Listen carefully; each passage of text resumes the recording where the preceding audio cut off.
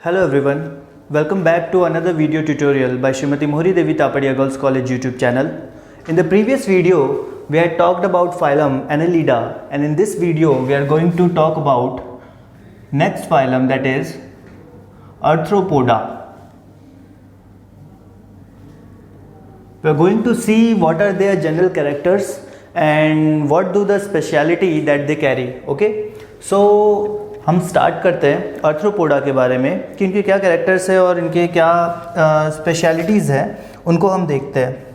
अब आर्थ्रोपोड्स के बारे में जब अपन बात करते हैं तो यहाँ पे एक चीज़ आती है कि ये आपको लगभग हर जगह पाए जाएंगे। ये तीन जो हैबिटेट्स होती हैं, या तो आप पानी देखो या लैंड देखो या एयर देखो, ये तीनों जगह आपको मिलेंगे। So they occupy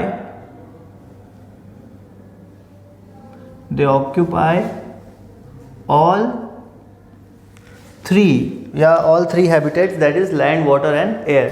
They occupy all three habitats, that is land, water and air. ठीक है, ये तो फर्स्ट पॉइंट क्लियर कि तीनों की तीनों हैबिटेट जो होंगे वो यहाँ पाए जाएंगे आर्थ्रोपोड्स वहाँ पे। अब आर्थ्रोपोड्स की एक चीज़ है जो आप सबने सुनी होगी कभी ना कभी कि this is the largest phylum. Animal kingdom के जितने फाइलम्स हम पढ़ने होते हैं उसमें ये लार्जेस्ट फाइलम है। Why? Because they carry the most number of species. सबसे ज़्यादा वैरायटी जो स्पीशीज़ की होंगी वो आर्थ्रोपोड्स में होंगी। अप्रॉक्स 1.13 करोड़, 1,13,40,000 के आसपास ये स्पीशीज़ होंगी यहाँ पे। सो आप खुद सोच सकते हो इतनी ज़्यादा बड़ी जो फाइलम है इसमें सबसे ज़्यादा स्पीशीज़ इंक्लूड होगी। That's why it is the largest phylum.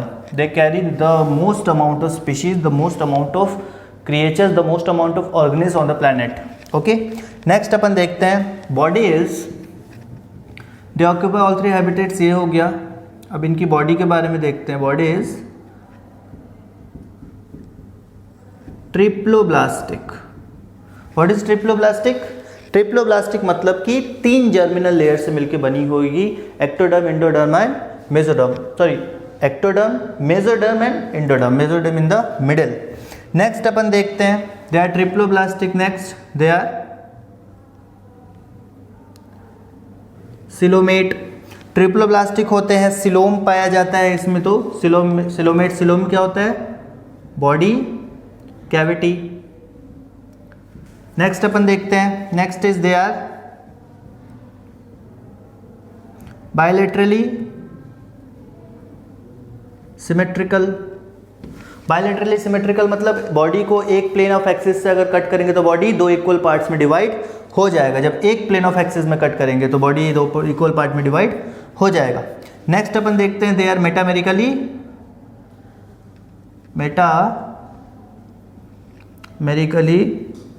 Segmented. Metamerically segmented मतलब कि पर्टिकुलर सेगमेंट में ऑर्गेनल्स पाए जाएंगे। हो सकता है कि एक पर्टिकुलर सेगमेंट में एक ऑर्गेनल हो, वो सारे सेगमेंट्स में पाया जाए। तो इस टाइप के सेगमेंटेशन को अपन बोलते हैं metameric segmentation. Okay, metamerically segmented होंगे। आगे अपन पॉइंट देखते हैं इनका।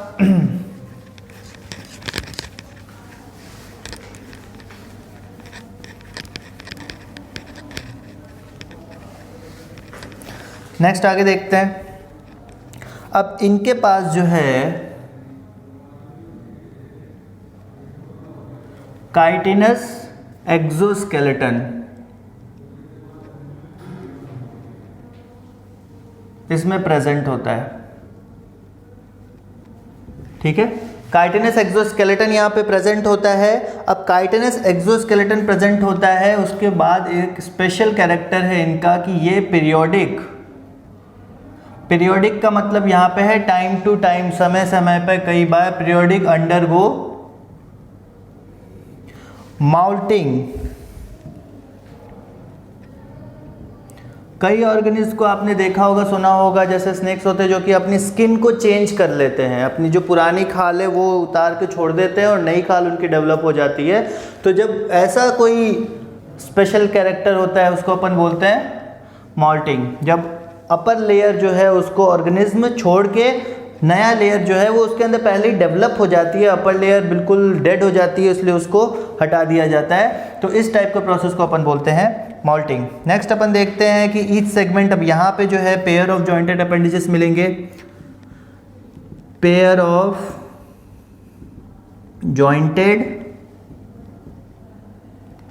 अपेंडेजेस हर सेगमेंट में। अब मेटामेरिकली सेगमेंटेशन बोला मतलब सेगमेंट्स प्रेजेंट हो गए, हर पर्टिकुलर सेगमेंट में एक पेयर ऑफ जॉइंटेड अपेंडेजेस पाए जाएंगे, लिम्स पाए जाएंगे।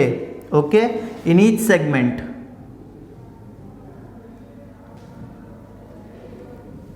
हर सेगमेंट में पाए जाएंगे। ओके, नेक्स्ट देखते हैं अब ये जो होते हैं जॉइंट अपेंडेजेस ये किस में हेल्प करते हैं? They help in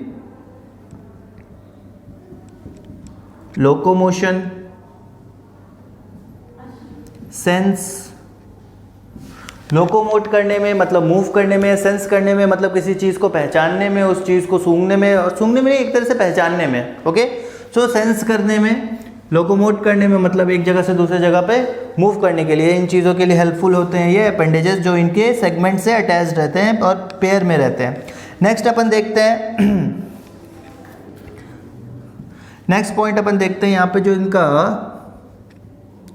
circulatory system है। सर्कुलेटरी सिस्टम कैसा होगा? ओपन टाइप का। Open type of circulatory system is present. Open type of circulatory system का मतलब जो ब्लड होगा वो डायरेक्ट कैविटी में जो है वो पंप होगा, किसी वेसल के थ्रू पंप नहीं होगा, डायरेक्ट कैविटी में पंप होगा।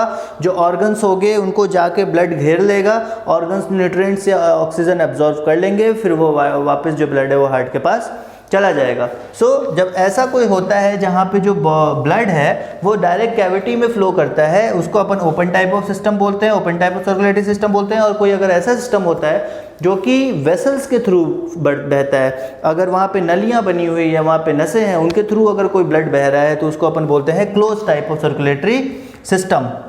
आगे अपन चलते हैं।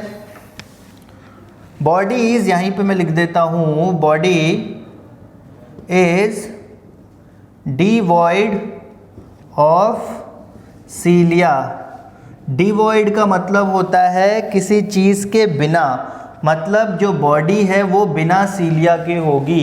ओके, सीलिया से मुक्त होगी, डिवॉइड ऑफ सीलिया, सीलिया एब्सेंट होंगे। ओके, डिवॉइड में एक जनरल आप लिख लो एब्सेंट। तो सीलिया जब प्रेजेंट नहीं होगा वैसे कंडीशन को अपन बोलेंगे डिवॉइड ऑफ सीलिया, बॉडी में सीलिया नहीं पाए जाएंगे। आगे अपन चलते हैं नेक्स्ट पॉइंट पे।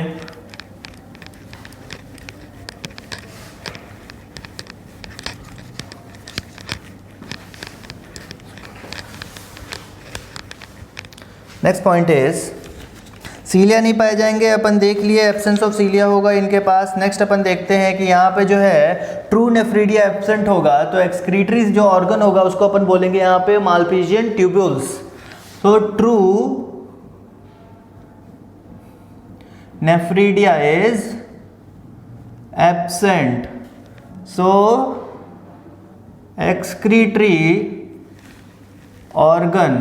excretory organ is Malpighian tubules। Okay, excretory organ यहाँ पे क्या हो जाएगा? Malpighian tubules. ये एक टाइप का स्पेशलाइज्ड एक्सक्रीटरी ऑर्गन है, specialised excretory organ. Okay, Malpighian tubules होगा एक टाइप का स्पेशलाइज्ड एक्सक्रीटरी ऑर्गन है जो कि अपने आर्थ्रोपोडा में पाया जाता है। नेक्स्ट अपन देखते हैं यहाँ पे, नेक्स्ट इज जो रेस्पिरेशन है। रेस्पिरेशन गिल्स के थ्रू होगी यहाँ पे, through gills, lungs, trachea. Lungs में भी आप इसको स्पेशलाइज्ड आप फॉर्म लिखना, book lungs, book lungs, trachea,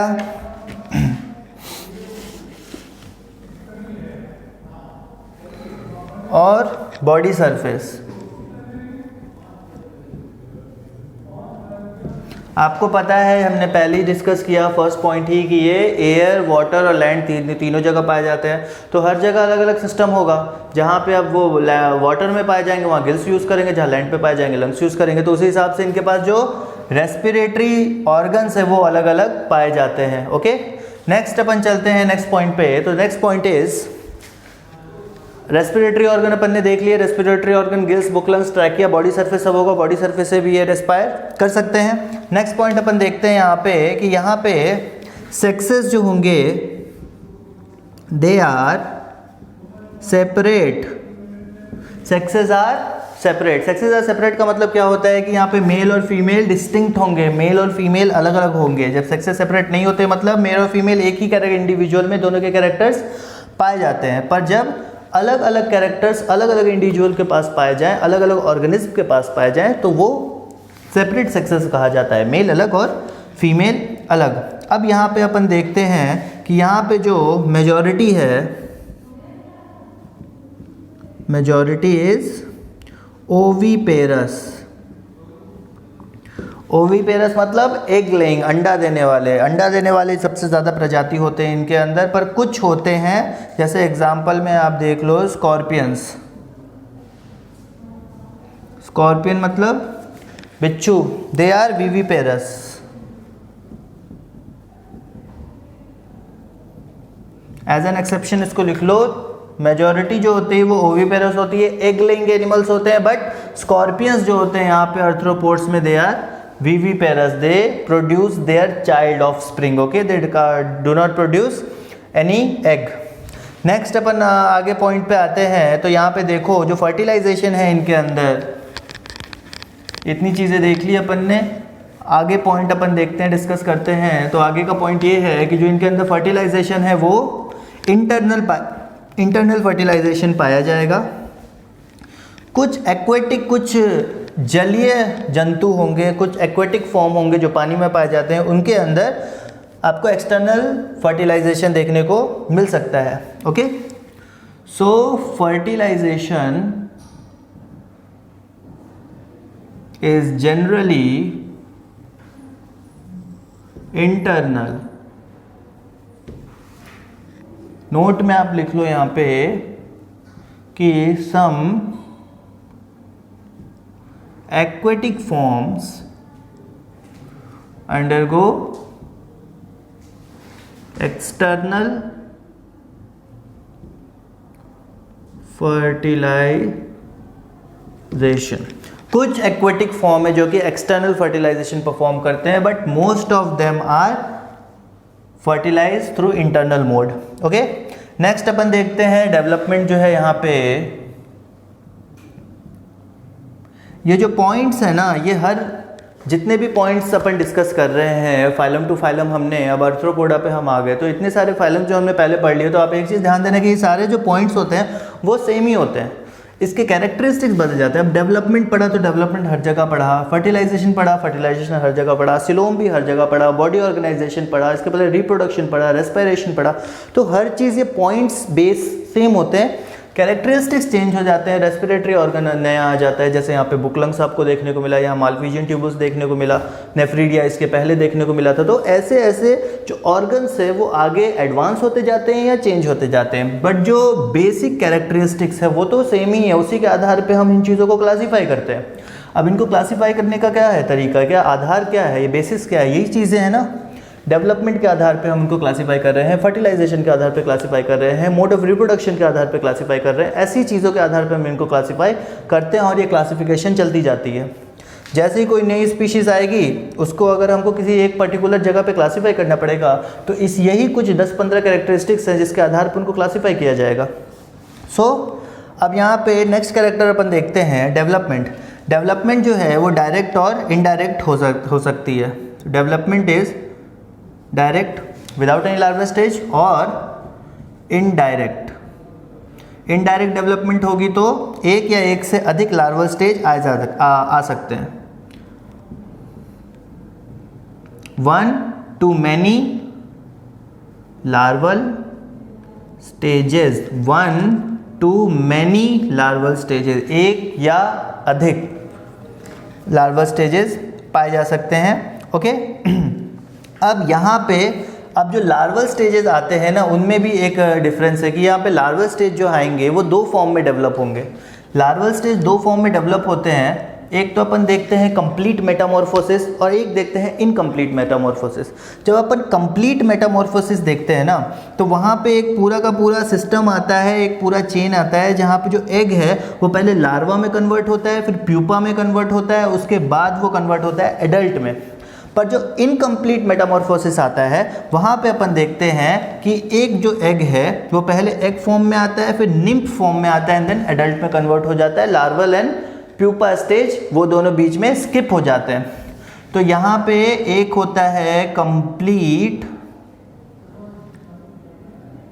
Metamorphosis, Meta में लिख रहा हूँ, मेटामॉर्फोसिस होगा, कंप्लीट मेटामॉर्फोसिस और इनकम्प्लीट मेटामॉर्फोसिस। दो टाइप के होते हैं, कंप्लीट और इनकम्प्लीट। तो जो कंप्लीट होगा, मैं इसका यहाँ पे लिख रहा हूँ, कंप्लीट होगा, उसमें क्या होगा, एग से क्या होगा लार्वा, उससे क्या होगा pupa and then adult. Egg से लार्वा, फिर प्यूपा, फिर एडल्ट।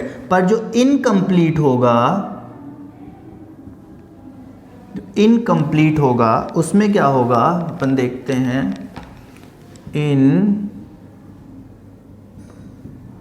कंप्लीट में आपका एग और एग से बनेगा यहाँ पे nymph. Larval and pupal stage को स्किप करते हुए एक नया स्टेज आएगा निम्फ, और वहाँ से बनेगा आपका एडल्ट। ऐसा जब फेज आता है मेटामॉर्फोसिस में जहाँ पे लार्वल और प्यूपल स्टेज को स्किप किया जाता है, वैसे को अपन बोलते हैं इनकम्प्लीट मेटामॉर्फोसिस।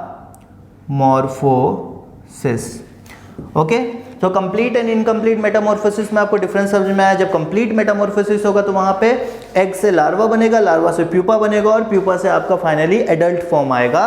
पर जब इनकम्प्लीट मेटामॉर्फोसिस होगा तो वहां पे लार्वल और प्यूपल स्टेज स्किप हो जाएंगे, छूट जाएंगे, उसकी जगह पे ये निम्फ वाला स्टेज जो है वो ऐड हो जाएगा। और जब तीन स्टेज में मेटामॉर्फोसिस कंप्लीट हो जाती है, that is incomplete Metamorphosis. 3 stage में कंप्लीट हो रही है, 1, 2 एंड 3।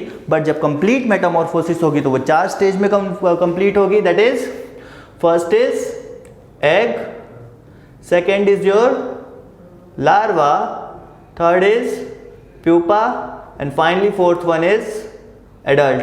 सो आई होप कि ये चीज़ आपको समझ में आई होगी। कंप्लीट इनकम्प्लीट मेटामॉर्फोसिस क्या होता है, उसके अलावा आपका डेवलपमेंट कैसा हुआ, डायरेक्ट या इनडायरेक्ट हुआ। उसके अलावा फर्टिलाइजेशन हमने देख लिया, यहाँ पे इंटरनल हो रहा है, पर कुछ फॉर्म जो है एक्वेटिक फॉर्म्स वहाँ पे एक्सटर्नल भी फर्टिलाइजेशन होता है। और लार्जेस्ट फाइलम है, बहुत सारी चीज़ें इसके कैरेक्टरिस्टिक्स हमने देख लिए।